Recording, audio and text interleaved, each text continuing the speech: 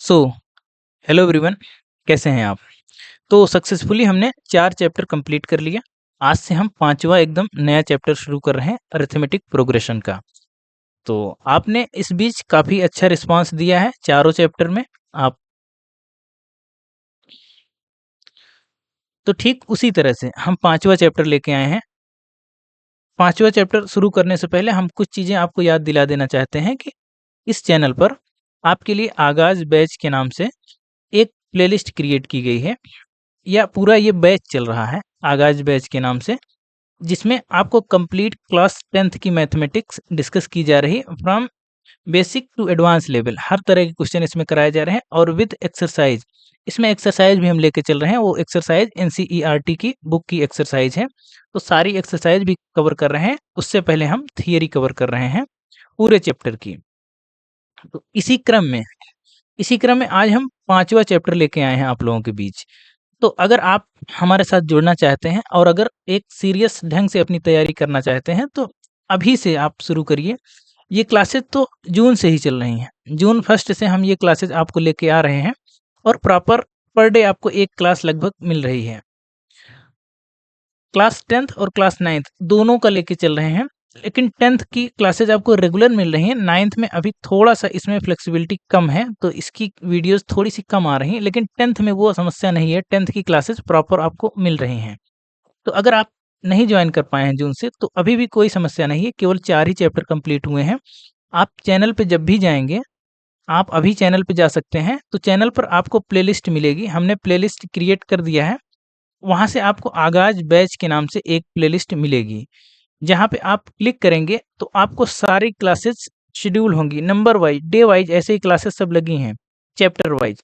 तो हर चैप्टर की आप एक-एक करके वहाँ से देखना शुरू करिए और आप पाएँगे कि आपको पूरा एकदम समझ में आएगा शुरुआत से ही, ठीक है? तो अगर आपने नहीं देखा है, तो आप पहले वीडियो शुरू से देखने शुरू करिए, देन आप 5वें चैप्टर आप चाहे तो यहाँ से शुरू कर सकते हैं। ये अलजेब्रा का ये आखिरी टॉपिक है। अलजेब्रा में हमने कहा था कि 3 टॉपिक पढ़ने हैं, पॉलिनोमियल, उसके बाद linear equation in 2 variable, quadratic equation और अरिथमेटिक प्रोग्रेशन। 4 चैप्टर ये अलजेब्रा के चैप्टर थे। तो हमने अलजेब्रा का ये आखिरी चैप्टर यहाँ हम लेके चल रहे हैं। तो ये 5th चैप्टर है। यहाँ से आपकी अलजेब्रा खत्म हो जाएगी। अब अलग चैप्टर ट्रायंगल्स वगैरह शुरू होंगे, ज्योमेट्री शुरू होगी। तो आई होप आपको यहाँ तक बातें समझ में आई होंगी, आपको कैसे क्या करना है। तो हम सीधे अब पढ़ने पर फोकस करते हैं। देखिए, हम इसमें पढ़ेंगे अरिथमेटिक प्रोग्रेशन। क्या-क्या डिस्कस करेंगे वो हमने पहले ही यहाँ लिख दिया है। इसमें हम डिस्कस करेंगे सबसे पहले कि सीक्वेंस क्या होता है, दूसरा प्रोग्रेशन क्या होता है। चैप्टर का नाम ही है अरिथमेटिक प्रोग्रेशन। तो हम प्रोग्रेशन पहले समझेंगे कि प्रोग्रेशन का बेसिक मतलब क्या होता है, लेकिन उससे पहले सीक्वेंस देखेंगे। ये वीडियो थोड़ी-सी छोटी होने वाली है। ये जो है वो बेसिक्स कवर करेगा। जैसे कि आपको पता है फॉर्मेट क्या चल रहा है। पहला जो वीडियो आता है वो बेसिक्स कवर करता है, किसी भी चैप्टर का हो, जिसकी ज़रूरत होती है उस चैप्टर में आगे चलकर। तो ये 2 चीज़ें आपकी बिल्कुल बेसिक कवर करेगा। ये छोटी वीडियो रहेगी, यहाँ पे हम कवर करेंगे। देन उसके बाद यहाँ से अगली वीडियो में हम लेकर चलेंगे कि अरिथमेटिक प्रोग्रेशन क्या होता है, देन डायरेक्ट सवाल यहाँ से मिलेंगे। और हाँ, यहाँ से आपको लग रहा है कि डायरेक्ट सवाल यहाँ से जो बनेगा ना, एक डायरेक्ट सवाल बनता है। जैसे कर लिया an equal to n square plus 9। इस तरह के जो सवाल बनते हैं वो आज की वीडियो से ही आप लगाने शुरू कर देंगे, और ये लगभग हर साल पूछा जाता है। अगर आप बोर्ड का पेपर उठा के देखेंगे तो इस तरह के सवाल हर बार पूछा जाता है कि an इक्वल टू ऐसा दिया है, तो आप 5th टर्म बता दीजिए, 8th टर्म बता दीजिए या 10th टर्म बता दीजिए, कुछ भी पूछ लेता है। तो आज ये सारे सवाल आपके कवर हो जाएंगे। आई होप आपको समझ में आया होगा अभी तक कि क्या-क्या हम इसमें चर्चा करने वाले हैं। तो हम शुरू करते हैं आज की क्लास। सबसे पहले लिखा है कि सीक्वेंस क्या होता है, व्हाट इज सीक्वेंस। तो हम इसको समझने की कोशिश करेंगे विद थ्रू एन एग्जांपल। कुछ एग्जांपल्स के जरिए इसको हम थोड़ा सा समझने की कोशिश करेंगे। जैसे अगर हम यहाँ लिखें एग्जांपल में, आप देखिए, अगर हम लिखें 1 3 5 7 9 ऐसे करके अगर लिखें, तो ये आप देख रहे हैं एक नंबर्स की लिस्ट है या सीरीज है। एक तरह से नंबर को हमने ऐसे कॉमा में ऐसे लिख दिया है। तो 1 3 5 7 9। तो अगर इसको ऐसे तरह से लिख के अरेंज करें किसी लिस्ट फॉर्म में, इसको लिस्ट ऑफ नंबर्स भी बोलते हैं। तो इसको किसी हमने लिस्ट में अरेंज कर दिया है। दूसरा एग्जांपल देखिए, अभी हम इसमें डिटेल में डिस्कस कर रहे हैं कि हमने इसको क्यों लिखा। अगर हम ऐसे लिखें 1, 10, 13, 16 या फिर ऐसे करके कुछ भी ऐसे लिख दीजिए। तो ये जो सीरीज है या नंबर्स की जो लिस्ट है, ये एक सीक्वेंस है। सीक्वेंस कहलाने के लिए कंडीशन ये है कि उसका एक पैटर्न में होना ज़रूरी है। अब इसमें देखिए, अगर आप ध्यान से देखेंगे तो इसमें पैटर्न क्या बन रहा है? इसको अगर आप ऊपर से किसी को भी दिखाएँगे या आप खुद भी देखेंगे ध्यान से, इसमें आपको सबसे पहले दिखेगा कि ये एक ऑर्डर में अरेंज है और वो ऑर्डर क्या है? वो असेंडिंग ऑर्डर में अरेंज है। ये क्या है? असेंडिंग ऑर्डर में है। तो यहाँ हमको पूरा पैटर्न मिल गया ना, तो एक पूरी सीरीज का क्या पैटर्न है? ये कि ये असेंडिंग में है। इसी तरह से ये भी देखिए, ये भी असेंडिंग में है, ये भी असेंडिंग में है। तो इसमें हमको एक पैटर्न मिल रहा है ना कि ये भी असेंडिंग में, ये भी असेंडिंग में है। तो इसको बोलते हैं सीक्वेंस। इसको क्या बोलते हैं? सीक्वेंस। इसी तरह से अगर हम यहाँ लिखें 100 देन 11, नहीं 1 मिनट थोड़ा-सा इसको ठीक करते हैं।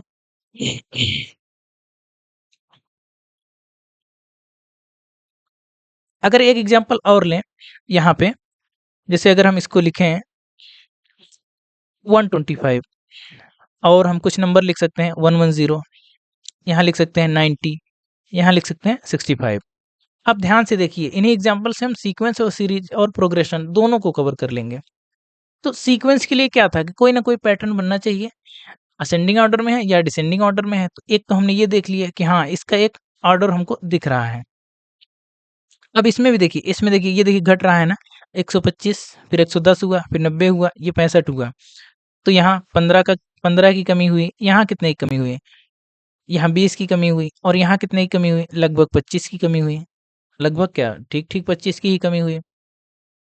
तो इसमें देखिए, इसमें नंबर्स छोटे हो रहे हैं, तो ये भी एक पैटर्न बता रहा है ना, तो इसका मतलब ये क्या लिखा गया? ये डिसेंडिंग ऑर्डर में लिखा है। ये डिसेंडिंग ऑर्डर में लिखा है। कोई भी लिस्ट ऑफ नंबर्स अगर वो इस तरह से डेफिनिट ऑर्डर में अरेंज है कि उसमें कोई पैटर्न नज़र आ रहा है, चाहे असेंडिंग, डिसेंडिंग या कोई भी अगर पैटर्न नज़र आ रहा है, इसके अलावा भी कोई पैटर्न बन सकता है, जैसे स्क्वायर फॉर्मेट में बन सकता है। जैसे 5 का स्क्वायर, जैसे 5 हो गया, 25 हो गया, ऐसे करके। तो ये भी जो है देखिए, ये इसमें पैटर्न क्या बन रहा है? एक नंबर जो है ये क्यूब है, ये क्यूब का पैटर्न दर्शा रहा है, या 5, 5 पीछे 25, पंचे 125। इसमें पैटर्न ये है कि ये 5 की मल्टीप्लाई हम करते जा रहे हैं, तो ये नंबर हमको मिलते जा रहे हैं। तो ये क्यूब नहीं है, हालाँकि ये इसको भी आप कह सकते हैं कि ये असेंडिंग ऑर्डर में है, या ये भी कह सकते हैं कि हर नंबर में 5 से गुणा कर रहे हैं, तो अगला नंबर मिल रहा है। तो एक ये भी एक पैटर्न दिखा रहा है, तो ये भी एक सीक्वेंस है, ये भी एक सीक्वेंस है। तो आई होप आपको समझ में आया होगा कि कोई भी ऐसी लिस्ट ऑफ नंबर्स, अब अगर इसको डेफिनेशन में समझना चाहें लैंग्वेज में, तो क्या कह सकते हैं? कह सकते हैं कि a list of numbers arranged in a definite order according to the some definite rule is called a sequence. हमने क्या देखा था? अगर कोई भी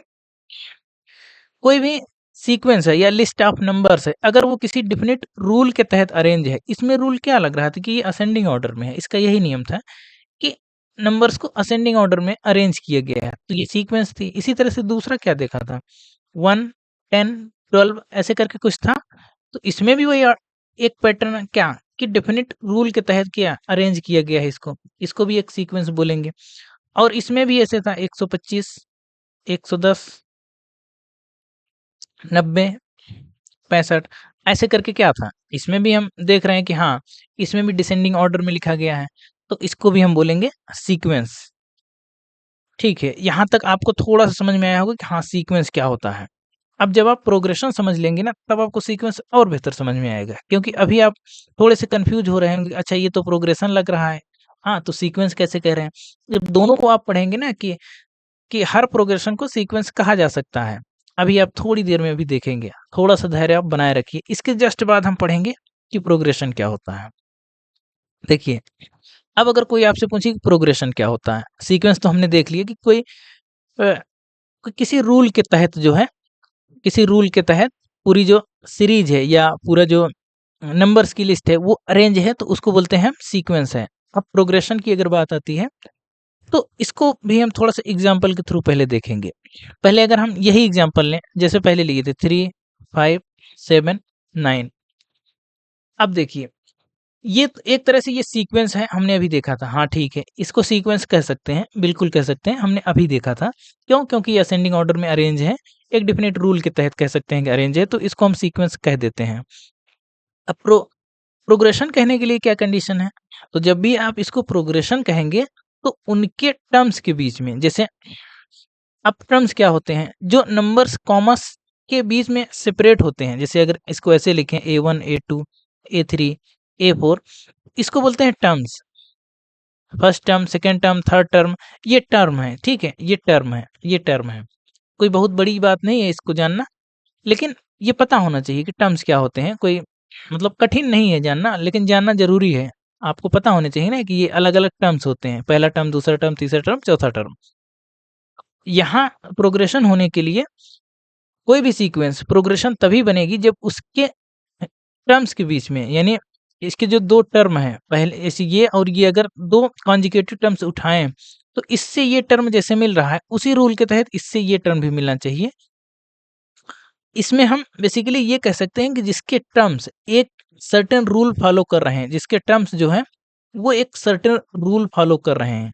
सर्टेन रूल अगर फॉलो कर रहे हैं, तो हम उसको कहेंगे प्रोग्रेशन है। सीक्वेंस में ये शर्त नहीं थी, सीक्वेंस में ये थी कि हाँ, पूरी लिस्ट जो है किसी एक डेफिनिट रूल के तहत बँधी हो। यहाँ पे है कि हर उसका टर्म जो है किसी सर्टेन रूल के तहत आया हो। जैसे 5 के बाद 7 कैसे आया? इसी को फिर से लिखते हैं। इसी तरह 3 के बाद 5 कैसे आया? इसमें 2 ऐड किया। इसमें कैसे आया? लैपटॉप थोड़ा-सा हैंग हो रहा है। हुँ, इसमें कैसे आया? इसमें भी 2 ऐड किया। तो देखिए हर टर्म किसी डेफिनिट रूल के तहत जो है लिखे गए हैं। देखिए हर में 1-2 जोड़ना है तभी मिल रहा है ना?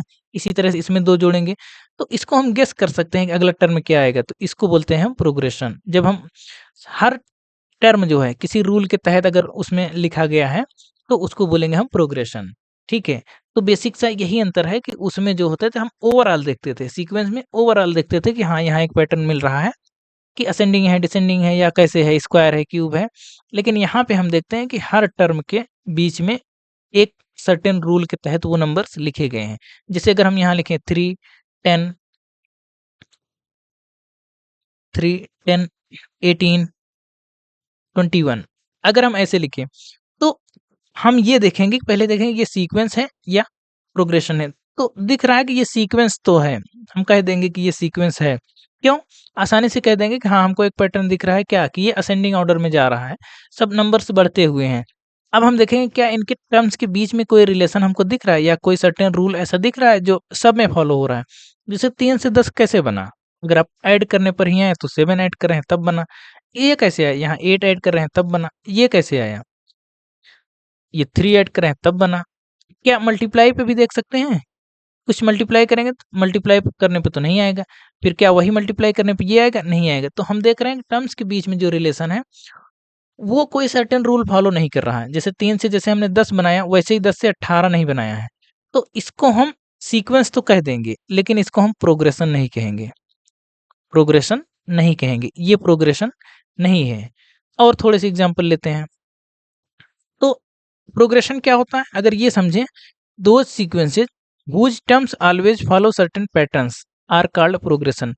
जिसके टर्म्स टर्म्स हमने बताया कि वही जो बीच-बीच में कॉमा के बीच आते हैं उसको बोलते हैं टर्म्स। जिसके टर्म्स जो हैं वो कोई सर्टेन रूल अगर फॉलो कर रहे हैं तो उसको बोलते हैं प्रोग्रेशन। कुछ एग्जांपल हम और लेते हैं। जैसे अगर हम यहाँ लिखें 3 और यहाँ लिखें 6, 12,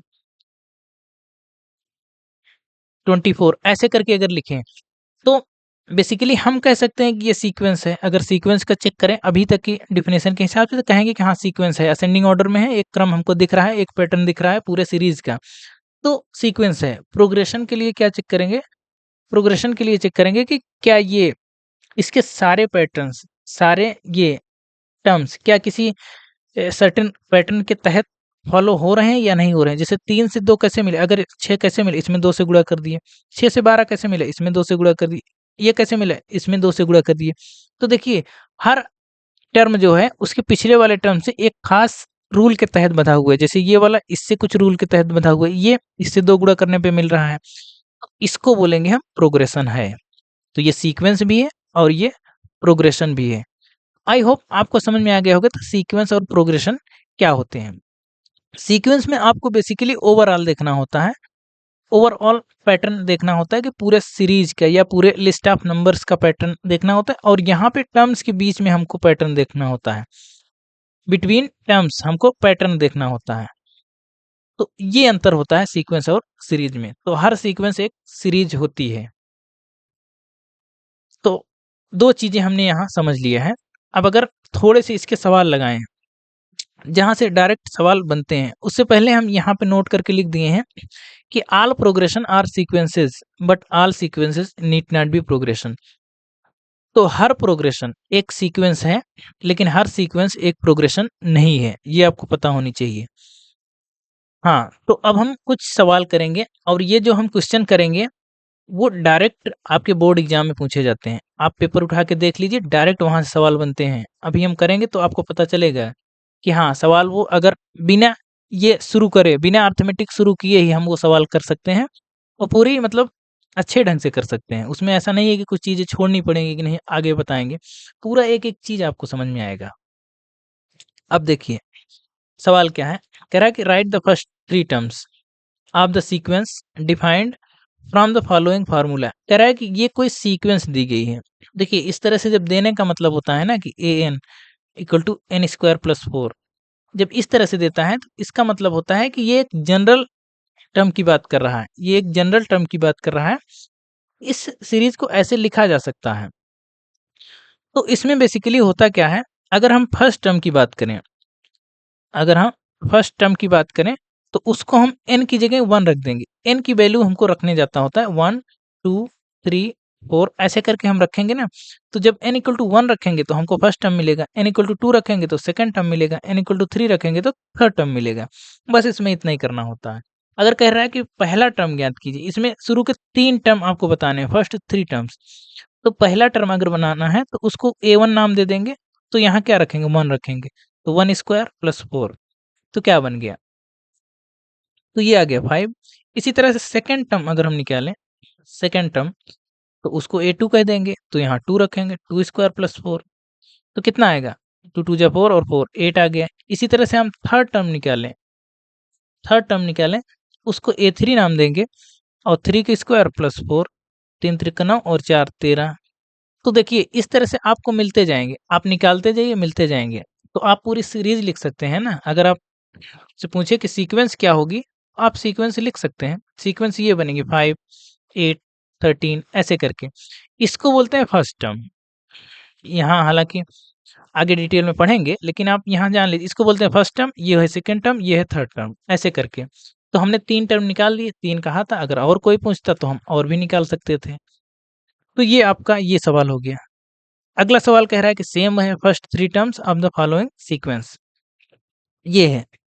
इसका जो फर्स्ट टर्म निकालेंगे, हम अगर a1 निकालें तो क्या होगा, यहाँ पे 1 रखेंगे, 1 प्लस 9 अपान 1 1 माइनस 5, तो आंसर इसका क्या आएगा 10 अपान, और ये कितना आएगा -4 आएगा, -4। तो इसको बेसिकली लिख सकते हैं 5 अपान 2 माइनस में, ऐसे। इसी तरह सेकेंड टर्म निकालेंगे तो 2 प्लस 9 अपान 2 2 माइनस 5, कितना आएगा 11, और ये 3 आएगा, 3 2 जा 6, ये -6 आएगा। इस तरह से अगर इसको करेंगे तो ये यही रहेगा, 11 -11 अपान 6। इसी तरह से थर्ड टर्म निकालेंगे तो यहाँ ये n इक्वल टू 3 रख देंगे, तो 3 प्लस 9 अपान 3 3 माइनस 5, तो इसको लिखेंगे 11 अपान ये 3 2, ये 6 ही आएगा, तो ये भी वही आ गया -11 अपान 6। तो आप अगर ध्यान से देखें तो ये दोनों टर्म सेम आ गए हैं, दोनों टर्म सेम आ गए, ये और ये। बस 3 ही कहा था, अगर आपसे कहेगा और निकालिए तो आप और निकाल सकते हैं, जितना आपसे पूछा जाए आप उतना निकाल सकते हैं। हाँ, बढ़ते हैं अगले सवाल की ओर। और ये सवाल पेपर में पूछे गए सवाल हैं, ऐसा नहीं कि हम वैसे ही कोई सवाल लाए हैं, ये सवाल पेपर में पूछे गए हैं। इसका कह रहा है कि 3 टर्म बता दीजिए, तो अगर पहला टर्म निकालेंगे 3 इंटू 1 प्लस 2, तो कितना आएगा 5 आएगा। इसी तरह सेकेंड टर्म अगर निकालने की बात कहा जाए तो 3 इंटू 2 प्लस 2, 8 आएगा। इसी तरह से थर्ड टर्म अगर निकालने के लिए आ जाए तो n इक्वल टू 3, तो 3 प्लस 2 इक्वल टू ये, ऐसे करके। तो ऐसे करके आप चाहे जितने टर्म्स के हैं आप उतना निकाल सकते हैं। तो क्वेश्चन कठिन नहीं है, आराम से आप कर सकते हैं, बहुत आसान है। अब ये आखिरी सवाल है, ज़्यादा सवाल नहीं लिए थे, बस इसी तरह से आपको दिखाने के लिए कि सवाल इसमें से कितने आसान बन सकते हैं। इसमें कह रहा है कि आप 9th टर्म बता दीजिए और 18th टर्म बता दीजिए बस। तो ये है, ये एक सीक्वेंस दिया गया है। तो अगर आप 9th टर्म निकालेंगे तो ऐसे लिखिए 9th टर्म A9 क्या होगा, तो n इक्वल टू 9 रखेंगे। n इक्वल टू अगर 9 रखेंगे तो 2 इंटू 9 का स्क्वायर माइनस 3 इंटू 9 प्लस 1। इसको थोड़ा सा सॉल्व करेंगे तो 9 9 जा 81, 81 का 2 में गुणा करेंगे तो 2 1 कम 2, 2 8 16, 162 ये आएगा माइनस 27 और प्लस 1। इसको अगर हल करेंगे थोड़ा सा तो कितना आएगा, ये 26 आएगा, माइनस 26 इन दोनों को करेंगे तो 162 में 26 अगर माइनस करेंगे तो कितना आएगा, 12 में से 6 गए 6 और यहाँ 5 में से 2 गए 3 और यहाँ पे 1, 136 आएगा। ये है हमारा 9th टर्म। इसी तरह से कह रहा है कि 18th टर्म निकाल दीजिए, तो 2 इंटू यहाँ क्या होगा 18 का स्क्वायर माइनस 3 इंटू 18 ये है प्लस 1। इसको लिखने के बाद थोड़ा सा सिंप्लीफाई करेंगे, 2 इंटू 18 का वर्ग कितना होता है, ये 324। आपको स्क्वायर याद होने चाहिए। और 18 और 3 ये आएगा 54 और प्लस 1। अब आप इसको गुणा करके हमको आंसर बताएंगे, इसको कमेंट में आंसर आप बताएंगे। हम कमेंट एक एक कमेंट हम देखते हैं, खुद पढ़ते हैं। तो आप लोग कमेंट में बताइएगा कि इसको गुणा करने पे या पूरा सिंप्लीफाई करने पे क्या आंसर आ रहा है। तो आई होप यहाँ तक हो गया था। तो अब हम जो करने वाले हैं वो बेसिकली अब टॉपिक शुरू करेंगे, अरिथमेटिक प्रोग्रेशन क्या होता है और बिल्कुल डिटेल में चर्चा होगी। तो यहाँ से सवाल आपके बनते हैं, जो अभी हमने करवाया वहाँ से डायरेक्ट सवाल बनते हैं। अब जो थोड़े से अच्छे सवाल बनेंगे यहाँ से बनेंगे अरिथमेटिक प्रोग्रेशन से। तो आज की वीडियो यहीं रखते हैं, यहीं तक। मिलते हैं अगली वीडियो में। Thank you.